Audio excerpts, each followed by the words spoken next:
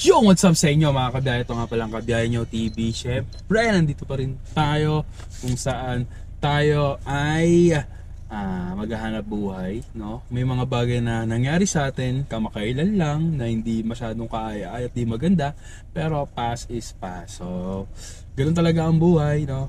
Madaan lang talaga sa tao, no? Yung ganung pagsubok. So, whatever, lahat ng mga toxic na natin, let go na natin yan. Syempre, parang waste lang yan. Tain natin para mawala. And then, panibagong buhay na naman tayo. Syempre, coach. Yon, kung gusto mo nga naman syempre ng bumiyahe, syempre, kung gusto mo bumiyahe ng joyride car, talaga namang baka matulungan kita dyan, no?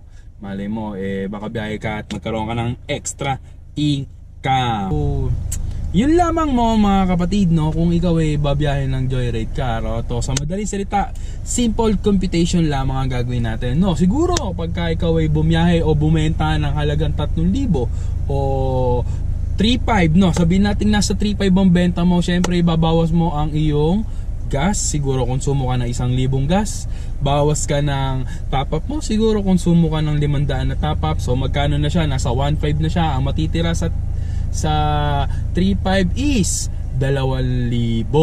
Tama, di ba? May 2,000 ka. Tapos, syempre, magbaboundary ka ng 500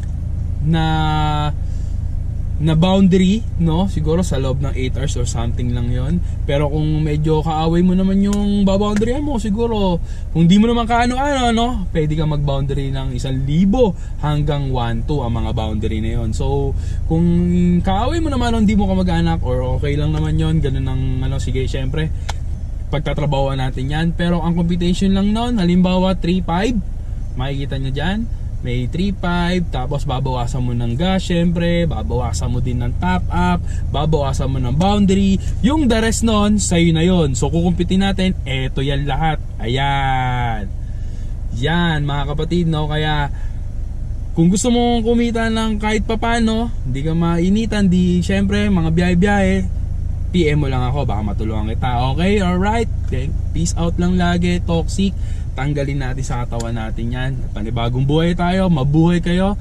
Okay! At syempre sa mga gustong mag-service dyan, Terminal 123, Gala Mode, Detour o Outing, yan, PM lang syempre sa page yan. Syempre, contact niya lang ang ating lingkod, Kabiyahe TV. Peace out!